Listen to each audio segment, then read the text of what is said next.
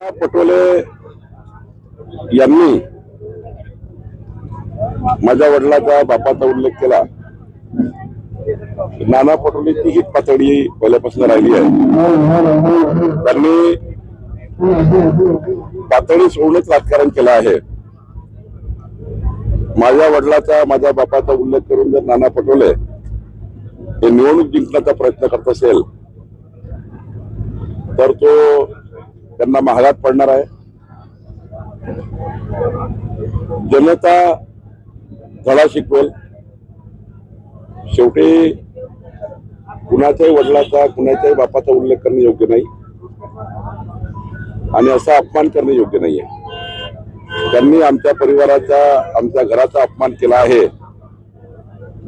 या निवडणुकीमध्ये काँग्रेस भुईसपाट होईल आणि निश्चितपणे या शब्दांनी नाना पटोलेचाही त्या ठिकाणी राजकीय घात होईल एवढंच सांगतो।